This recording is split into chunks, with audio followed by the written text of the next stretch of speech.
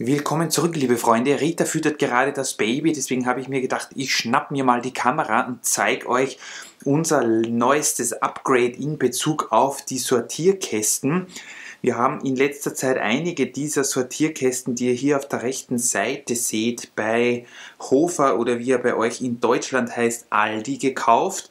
Und da haben wir jetzt mal das Chaos ein wenig beseitigt und ich habe mir gedacht, ich nehme euch mal ein bisschen mit und zeige euch, was wir hier jetzt haben. Also diese Kästen gibt es bei Aldi zu kaufen oder Hofer.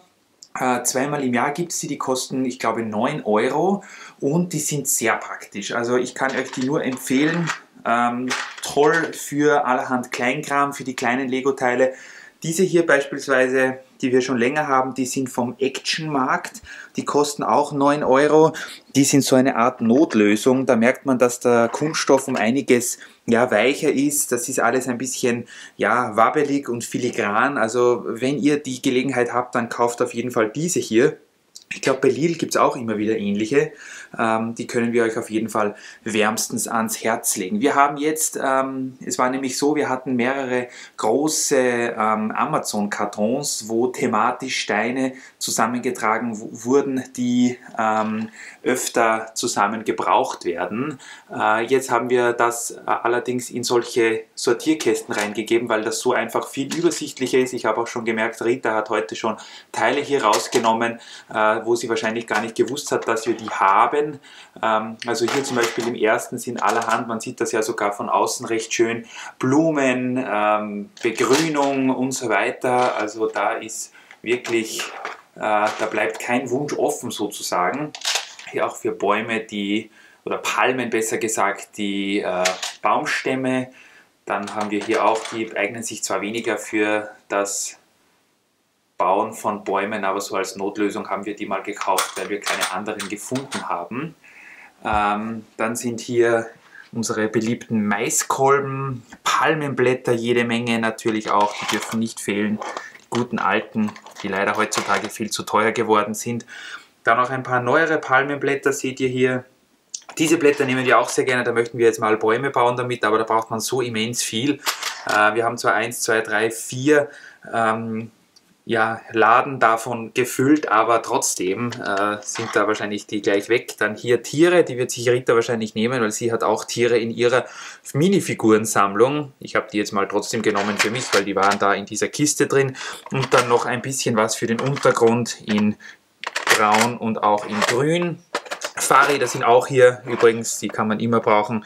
Und ganz unten in die große Lade habe ich diese klassischen Blätter hineingegeben. Die passen sonst nirgends hin und auch 2 ganz alte Lego-Bäume, die mal in irgendeinem Konvolut drinnen waren. Passen allerdings nicht so wirklich zur Stadt. Ich weiß nicht mal, ob man die überhaupt auf die Noppen drücken kann. Sollte aber eigentlich schon funktionieren, so wie das aussieht.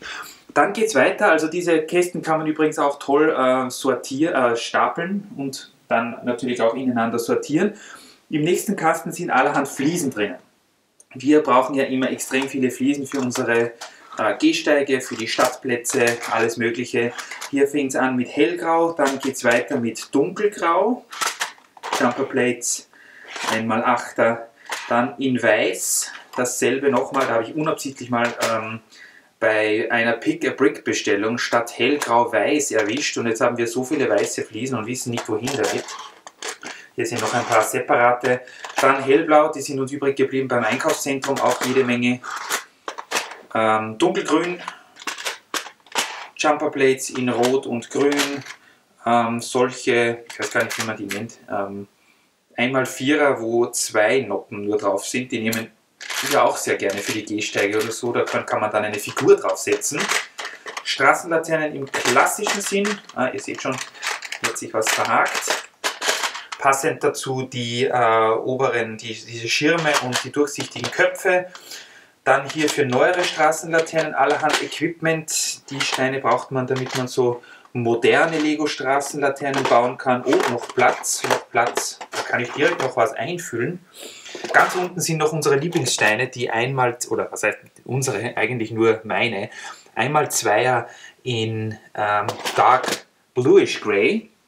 Gehen wir weiter nach links. Hier haben wir alles Mögliche, was mit Zäunen und anderen Aufbauten zu tun hat. Mülltonnen passen zwar eigentlich nicht dazu, aber haben wir hier trotzdem solche 1x1er mit Clip, Absperrungen, weiße Zäune, ihr seht es. Dann geht es hier noch weiter. Hier jede Menge so Kleinkram in Gold für Verzierungen. Da fangen wir jetzt auch immer mehr damit an, dass wir bestehende Zäune und Absperrungen ein wenig verzieren.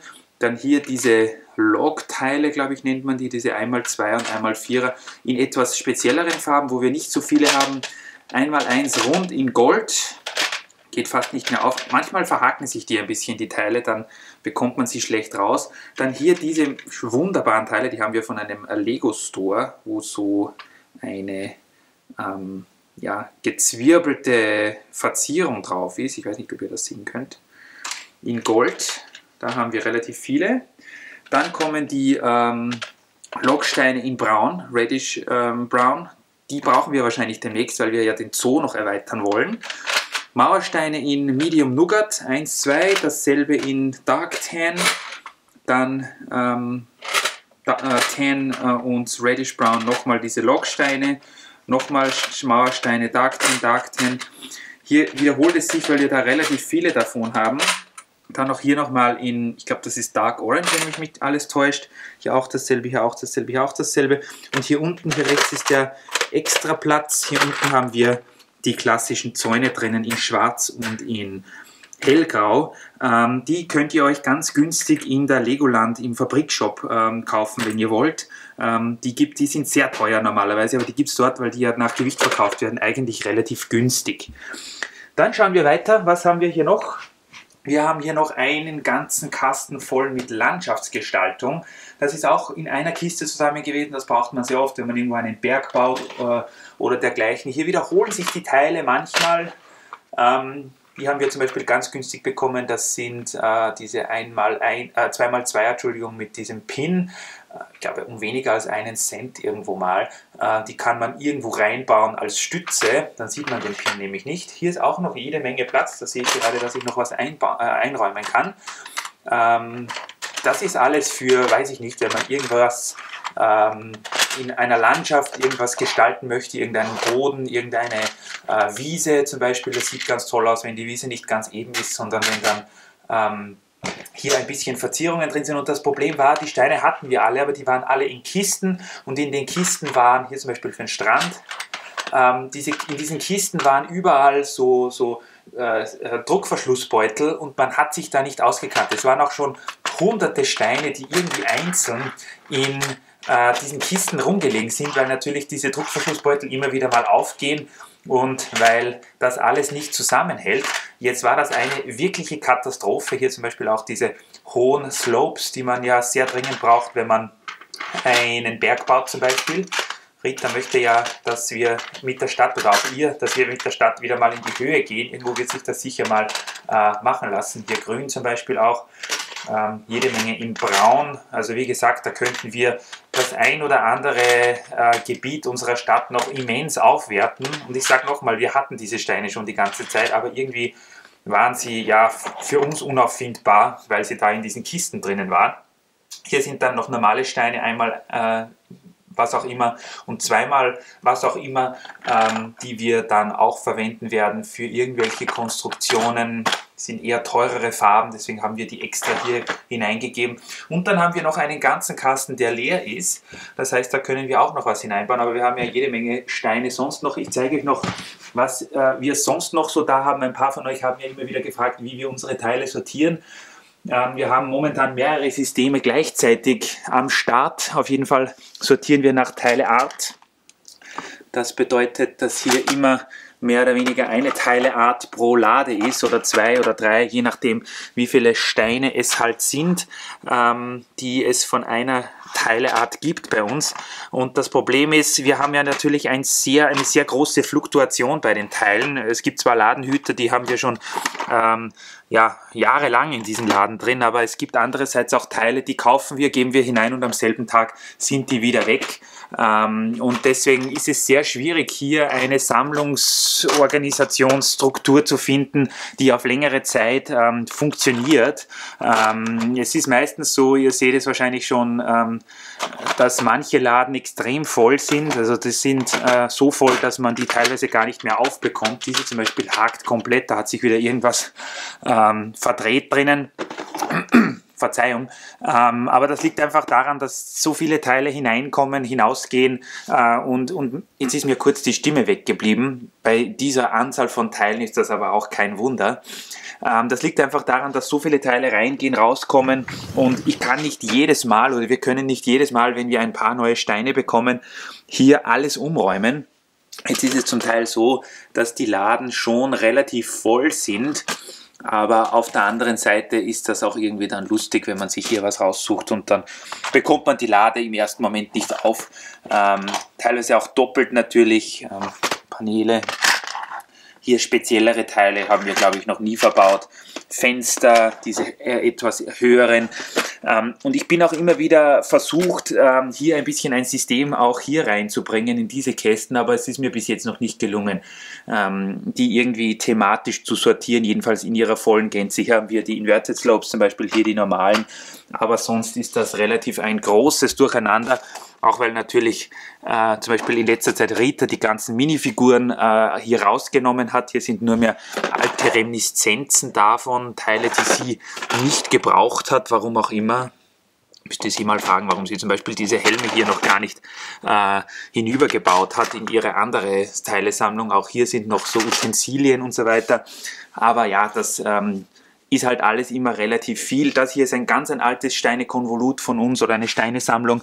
Hier haben wir auch jede Menge Teile, Fliesen in jede Menge Größen und sehr viele alte Teile, die es heute gar nicht mehr gibt oder nicht mehr oft, sind hier drinnen. Ist auch eine schöne Sammlung, muss ich ganz ehrlich sagen. Da muss man halt wissen, wo was ist. Ihr seht, es ist auch noch nicht alles sortiert. Hier sind noch ein paar Lots, ein paar Ersatzteile, ein paar Einzelteile, die wir noch haben. Das ist auch noch nicht sortiert. Danke an dich, liebe Petra, für diese Fliesen. Die habe ich noch nicht reinsortiert, aber das kommt auch noch. Und ansonsten haben wir ja, wie ihr wisst, solche ja auch Werkzeugkästen. Die sind auch zum Teil besser, zum Teil schlechter sortiert. Hier zum Beispiel zweimal irgendwas, Steine und dann allerhand Krimskrams. Wo relativ viele Steine vorhanden sind, haben wir meistens so größere Kisten. Hier zum Beispiel 2x2 Plates und diese Grillteile, die sind separat, weil wir da so viele davon haben, dass wir gar nicht mehr wissen, wohin damit bei diesen Kästen. Und hier, diese Kästen kennt ihr wahrscheinlich auch.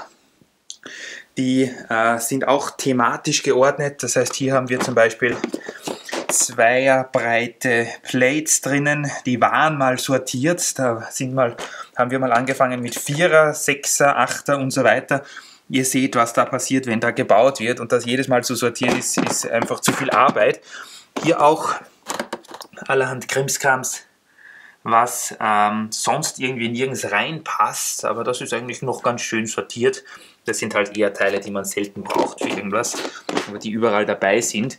Und ja, ein großes Kästchen mit Steinen habe ich noch, was da eben in diese Aldi Sortierkästen leider nicht reinpasst. Wir haben momentan noch zu viele hellgraue Mauersteine, die passen noch nicht rein. Dann dasselbe ist natürlich mit diesen Burbs und Lurbs und wie sie nicht alle heißen, die passen auch nicht hinein. Was haben wir hier? Oh, das sind so 2x2er in Tan. Auch mit diesem Pin, die haben wir vor, beim Unterwasser-Layout einzubauen, damit wir dort ein bisschen, weiß ich nicht, eine Sandbank bauen können. Dann hier diese Bahnübergänge, wie ich sie immer nenne, diese großen Slopes. Dark Orange Fliesen in 1x2. Fixfertig zusammengebaute Straßenlaternen, also das sind die modernen Straßenlaternen, die ich vorher erwähnt habe. Dann hier auch noch jede Menge, die sind so billig gewesen irgendwo mal, für eine Landschaftsgestaltung, wenn man irgendeine Felsformation baut, so abgerundete und abgeeckte Plates, 2x2er in rund für Bäume als Baumstamm. Dann hier auch jede Menge runde und eckige Plates. Die übrigen Blätter vom Baumhaus, welches jetzt ja hier ist. Und die wir aber nicht brauchen, keine Ahnung, was wir damit machen. Große Tiere, Hai, Dinosaurier, Krokodile, Oktopus und so weiter. Und was ist hier drin? Das ist so gut zu, dass ich gar nicht dazu komme. Ah, und hier sind die Büsche. Genau, die wollte ich eigentlich unbedingt zum Sortierkasten, wo die Pflanzen sind, geben, aber gehen sich leider nicht aus. Und ich habe gleich bei einem etwas abgebrochen, als ich die Lade zugemacht habe. Dann habe ich mich dagegen entschieden. Jetzt sind die halt hier, aber funktioniert auch irgendwie. Ja, so viel dazu. Wir sind nach wie vor immer noch am Sortieren. Ich sehe gerade, ich bin heute ziemlich bärtig, ich habe mich noch nicht rasiert, aber laut einer aktuellen Studie finden Damen bei einem Mann am allerattraktivsten, wenn er eine Gesichtsbehaarung aufweisen kann, noch mehr als die Körpergröße. Jetzt habe ich mir gedacht, ich lasse mir mal einen Bart wachsen. Das ist jetzt das, was seit gestern Abend zusammengekommen ist, wo ich mich das letzte Mal rasiert habe. Spaß beiseite. Ja, schickt uns eure Vorschläge, wie wir unser Sortiersystem noch verbessern können. Schreibt uns natürlich auch, wie ihr eure Lego-Steine sortiert habt. Das Problem ist, es gibt wahrscheinlich gar kein richtiges Sortiersystem und egal, ob man es nach Farbe oder nach Steineart sortiert, es gibt immer wieder was, wo man nicht ganz zufrieden ist und wo es wieder nicht passt oder wo man zu wenig Platz hat. Es geht uns nicht anders. Wir sind da immer wieder mal am herumexperimentieren. Jetzt haben wir mal 5 dieser Sortierkästen gekauft. Das ist eine gute Investition gewesen. Da kann man sich nämlich auch, wenn man zum Beispiel hinten beim Wald wieder mal ein paar Bäume oder ein paar Gesteinsformationen bauen will, kann man sich einfach den Kasten mitnehmen, wo die passenden Teile drin sind und dann sieht man die Teile, kann das rausziehen und kann die Teile sofort verbauen. Deswegen haben wir uns eigentlich für diese Kästen entschieden. Sehen wir mal, wie sich das dann in der Praxis entwickeln wird, aber ich denke, das wird uns auf jeden Fall den Bau erleichtern und ihr seht dann noch eine bessere Wild City, weil wir ja die Teile jetzt endlich sehen, die wir immer schon zu Hause hatten, die wir aber leider nie gefunden haben. Ja, mit einem Blick, Rita hat sich bis jetzt nicht blicken lassen, die Tür ist noch immer zu, ihr seht es. Dann verabschiede ich mich heute mit einem Blick über Wild City von euch. Hoffentlich hat euch auch dieses Video gefallen, ohne Rita. Beim nächsten Mal ist sie sicher wieder mit dabei. Und ja, wir zeigen euch dann mal, was wir so gebaut haben. Es gibt ein paar kleine Baustellen, die wir wieder angefangen haben. Da werdet ihr natürlich unterrichtet, was es so Neues gibt. Bis dahin, danke fürs Einschalten. Ihr seid die Besten, das wisst ihr. Und wir freuen uns schon auf eure Kommentare und vielleicht auch wieder mal bei einem neuen Video von uns. Bis demnächst und einen ganz schönen Tag hier aus Wild City. Euer Christoph meldet sich heute ab.